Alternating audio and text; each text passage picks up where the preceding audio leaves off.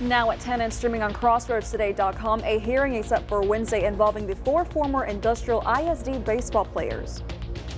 A suspect involved in the tabernacle theft from an El Campo Catholic church now in custody. And the Victoria County Democratic Party chair stepped down this morning. Finally, we got some weather to look at. We've got some severe thunderstorms in North Texas, part of a frontal system that's actually cooling North Texas by about 20 degrees. We'll be talking about whether or not it'll get here coming up in a moment.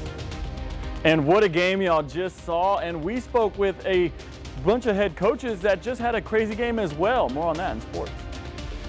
You're watching 25 News now after Monday Night Football. Good evening and thank you for joining us. I'm Don Brubaker. And I'm Karina Garcia.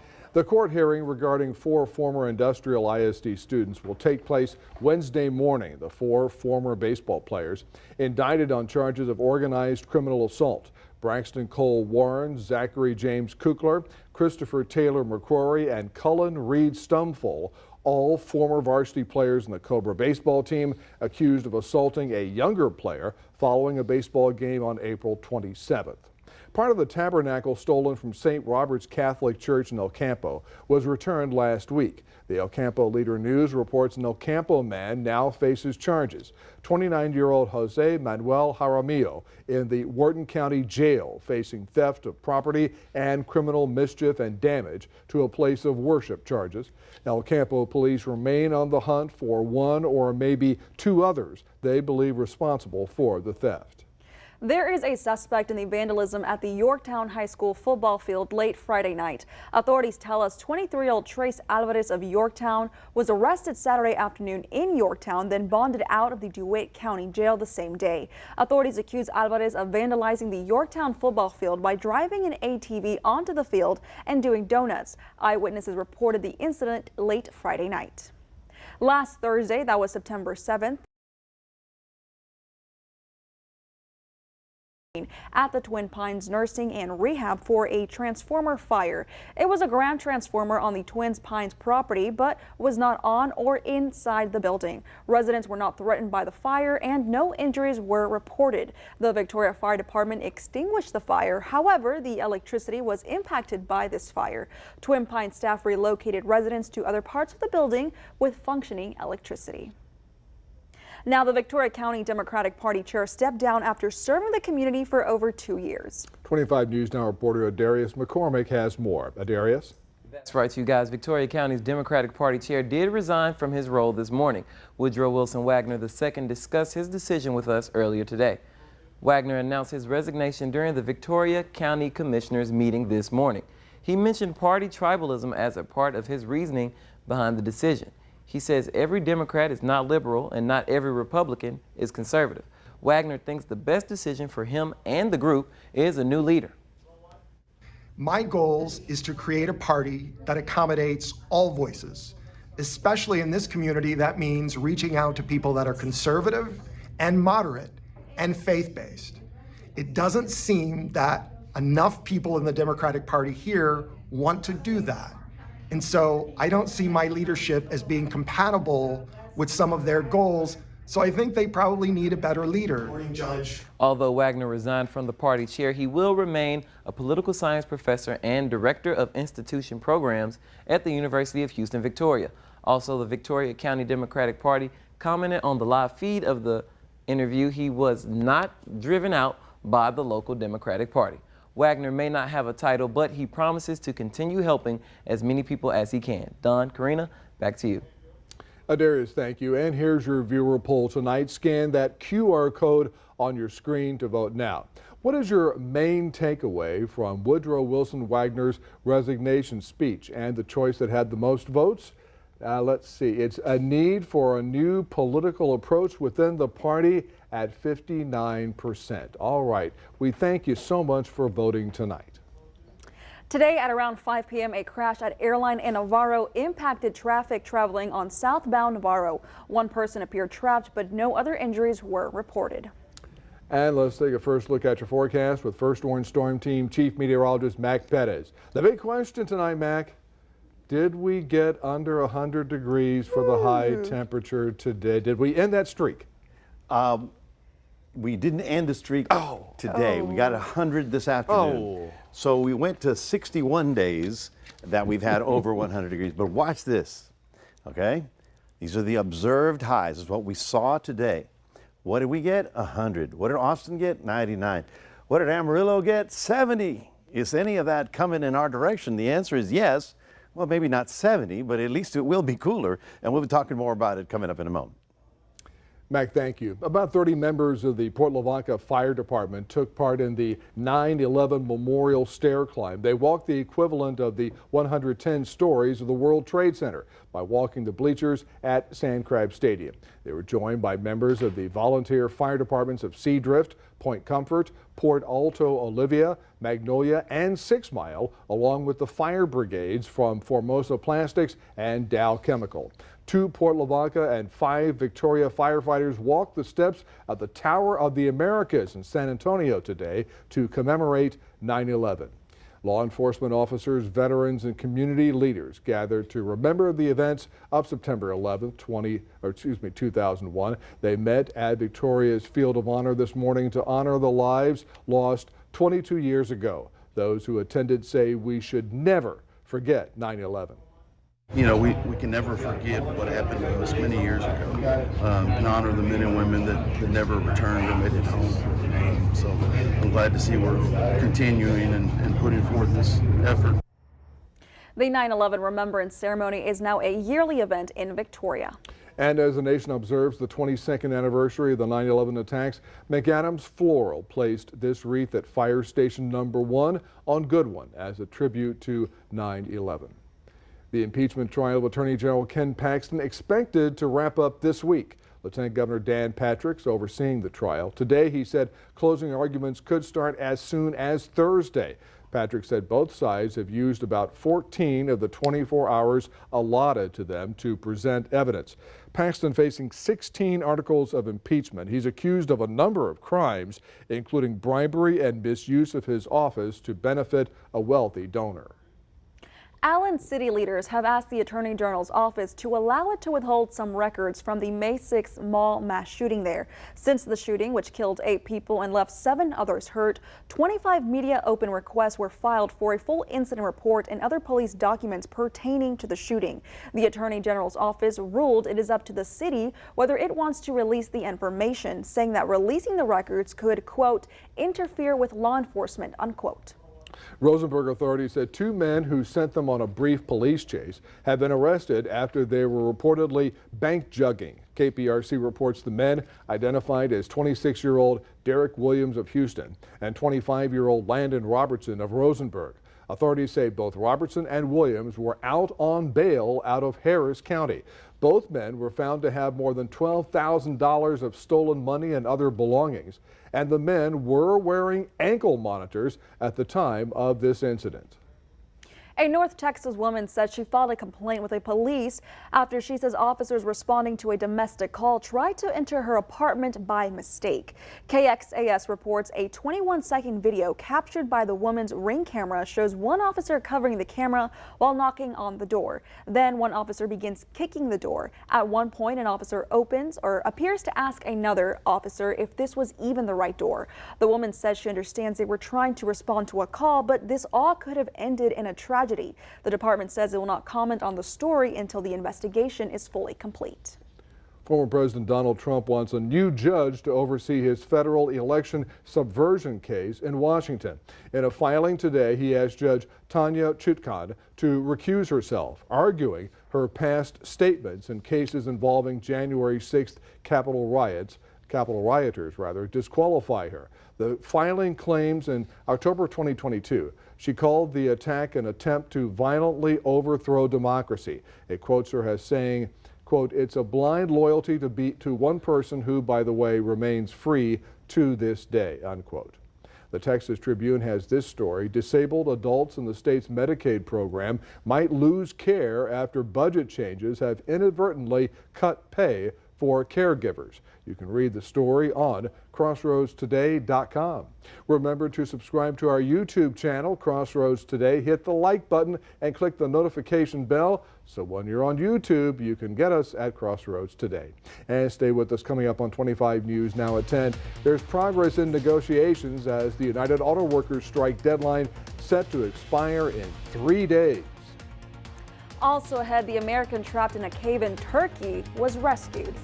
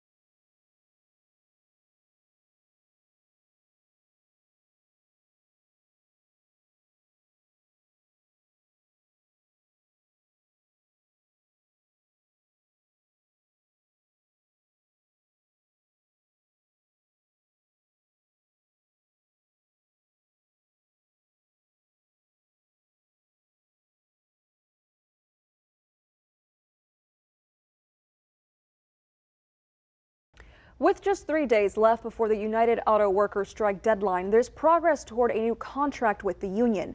The company that makes Chrysler, Dodge, and other brands told employees in an email the union countered its economic proposal. A report says the two sides have already agreed to a health and safety provision and other areas for a new deal. The union has threatened a work stoppage at Ford and GM unless tentative contracts are in place by 11:59 Thursday at night.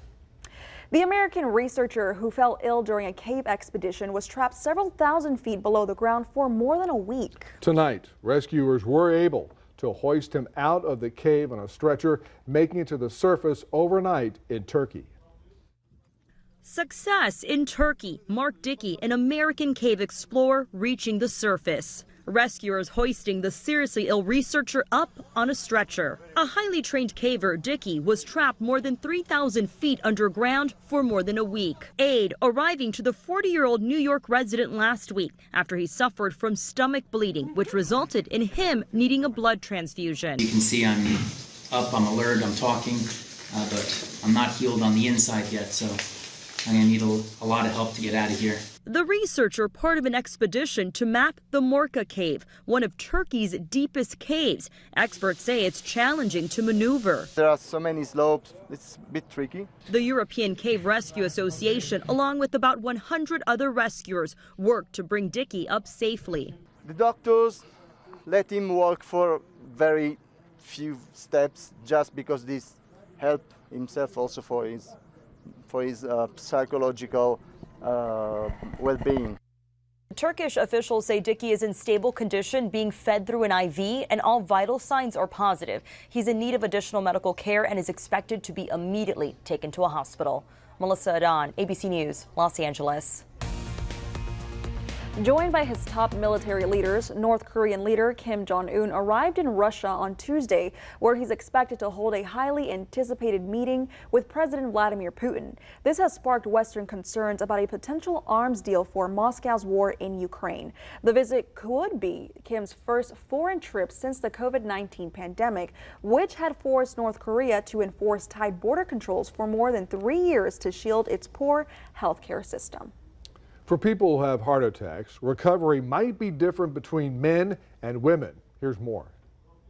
Heart attacks affect both men and women, but long-term effects and symptoms are not the same. A new study shows women have 1.5 times more risk of hospitalization and double the risk of death within the first year after a heart attack compared to men. The study looked at 3,000 people from more than 100 hospitals. Women were more likely to be back in the hospital if they had other medical conditions before the heart attack, struggled with depression, or were lower income or were younger. Women also had different symptoms of the initial heart attack. They were less likely to have chest pain compared to men. It also took them longer to go to the hospital after their initial symptoms began. Women had longer hospital stays to treat the initial heart attack, were given less effective treatments, and fewer had rehab after leaving the hospital.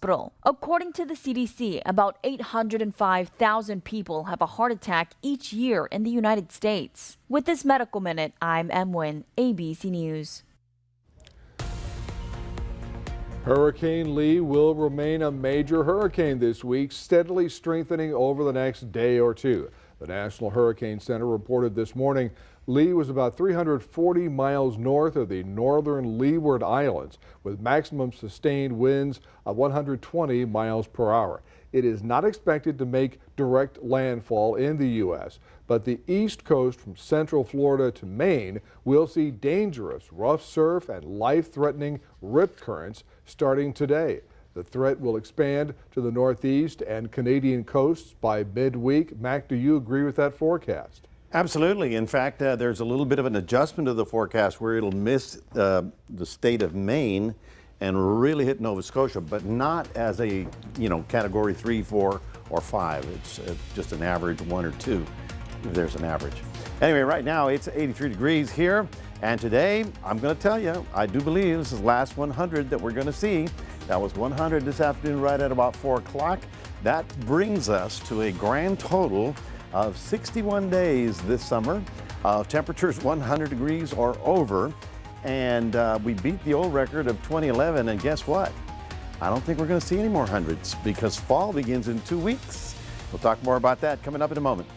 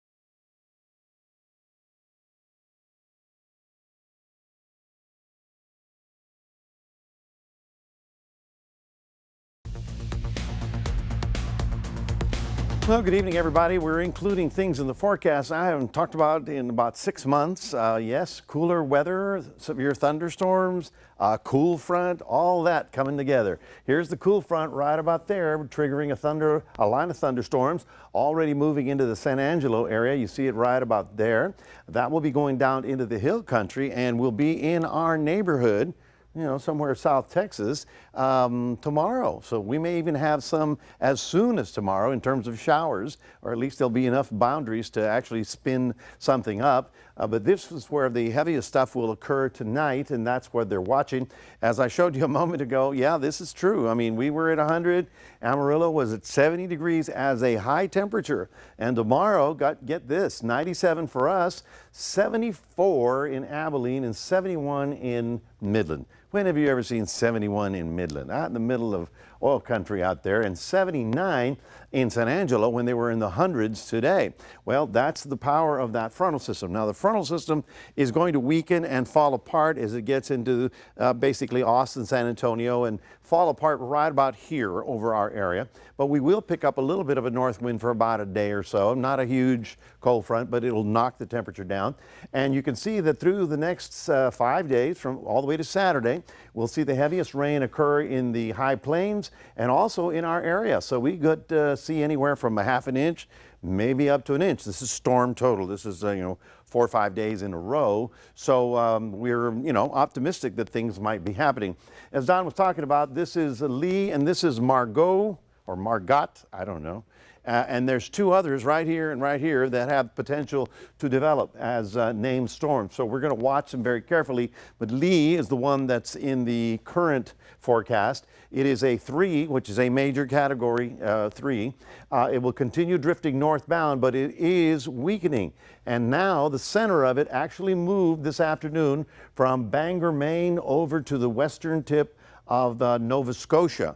So here's the direct path. Now, it's not going to be pretty for New England, but they're going to get some pretty strong winds, maybe tropical storm force. They'll get some thunder showers. They'll get some rough seas, but not a direct hit. And so, as Don mentioned, this will be making landfall probably in the Canadian Maritimes. And you can see right about there, it's going to weaken down to a category 1 when it does make that landfall. So Lee is coming ashore probably by Friday or Saturday. At least it won't be a major hurricane, and it looks like it won't hit the northeastern United States, which was, New England could have been a problem. Anyway, for your day planner in Port Lavaca, we're looking for a high tomorrow of 94. And for those of you in Cuero, we're getting up to 98. A little bit more cloud cover and maybe, 10% of an isolated shower or two. But then the front gets here. When does it get here? Well, maybe not tomorrow. Probably Thursday into Friday. Now, as I mentioned, it's going to fall apart over our area, so it'll be around to trigger additional showers. So with a little luck, the temperatures go down and the rain chance will be with us at least for Thursday and Friday. Let's keep our fingers crossed on that. So hopefully that'll be the last 100 we see in a long time. That's your 7-day forecast. Reminding everybody we do have a QR code. Love for you to scan that and put Crossroads Today on your phone. Here's Gino with sports. Thanks, Mac. Heading into week 4, we have multiple teams in the state rankings. We hear which ones in sports.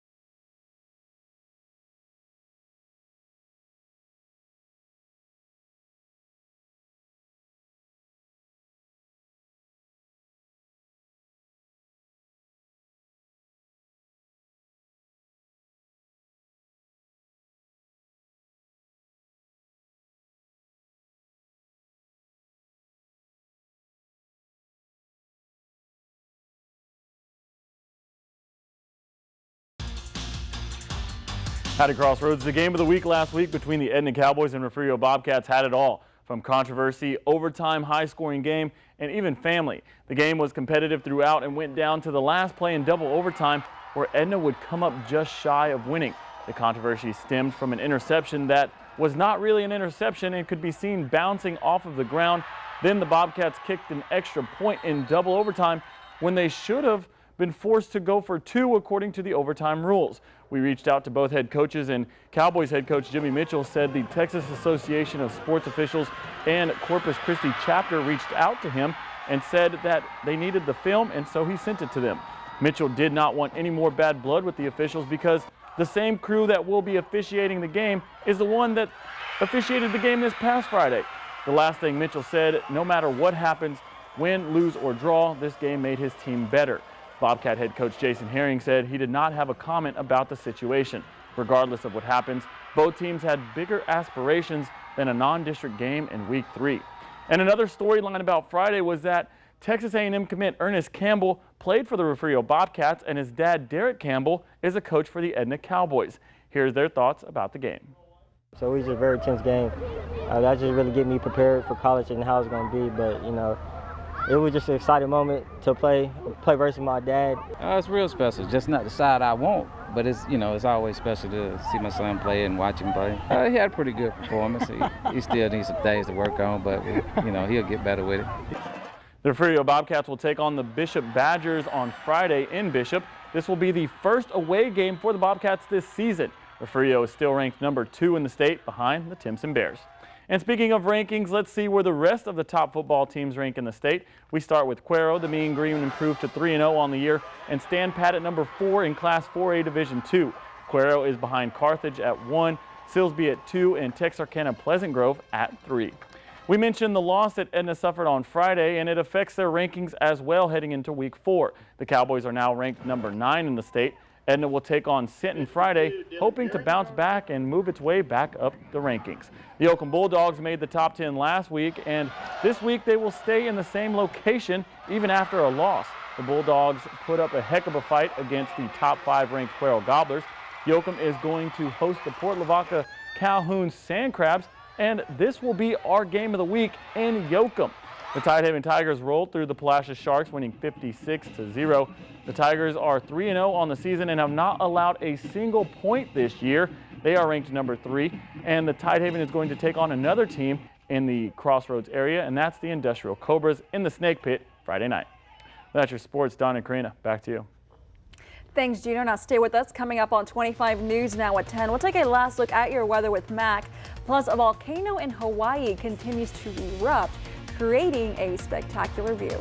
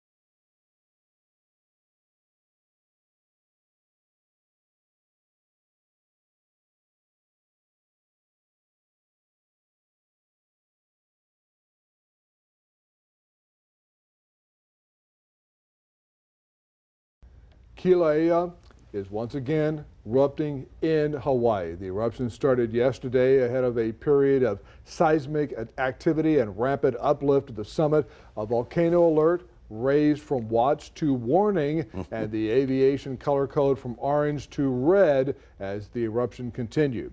The Hawaii Volcano Observatory says the gases released by the eruption will cause volcanic smog. People living near the park are urged to avoid volcanic particles spewed into the air by the eruption. A lone hiker inside a remote area of a national park in Alaska got caught in bad weather and was in need of rescue. Explore.org said in a news release that some users of the website were watching live stream of the webcam when they saw a man walk up to the camera. He looked into the lens and asked for help. Users contacted website moderators who then alerted park rangers. Wow. They sent a search and rescue team and found the hiker a few hours later. We've been in a national park in Alaska, Denali, with the mountain that's the highest in the United States in the northern hemisphere. And it is a huge national park. So if you get lost in Denali, yeah, better have a phone. Well, but see, nowadays, if you get satellite phones and you get cellular phones, you know, take your phone with you. I can tell you this, from being near there, reception's not great. Well, it's the wide open But spaces. look at this technology that we have today. That's incredible. It would save a man's life. I understand the cellular thing, but now with satellite, they bounce up and down. You wear a little, I don't know, I was a Boy Scout. You got to be ready, you know. You gotta be prepared. Be prepared. Got to go. What you got to do. You bet. So take your safety equipment with you next time. All right, folks, we are looking at about 97 tomorrow, not 100. And I don't see 100s for the next 7 to 10 days. And September 23rd is the official beginning of fall. So I'm going to say goodbye to the hundreds. And Don, if we see another 100, I owe you a Dr. Pepper. Why don't you just owe me 100? No. A Dr. Pepper. Dr. Pepper. 100-degree temperature. Oh, okay, all right. So I'm betting a Dr. Pepper that we won't see another 100 through next year. Alrighty, thank you, Mac. Now, a Star Wars fan could own a piece of movie history. A long-lost model of an X-Wing fighter used in 1977 Star Wars Episode 4, A New Hope, is up for auction for $400,000. The model was used in close-ups during the battle scene where the Rebel Alliance fought the Empire above the Death Star. Heritage Auction says the model is part of a collection that belonged to the late Greg Jean, an award-nominated miniature maker. Now, the model will be auctioned on October 14th and 15th. And it's only worth $400,000? Only $400,000. That's it. Oh, it's plastic. Well, but it's Star Wars. But it's Star Wars, so it's rich in Star Wars history. And it was in the original movie. Oh, there you go. All right. Yeah, you already know how that one goes. All righty. Well, thank you, Don, and thank you, Mac, and thank you for joining us for 25 News Now at 10. Join Carolina Astroin, meteorologist Trey Mining. 25 News Now sunrise starting at 5 a.m. Good night, everybody.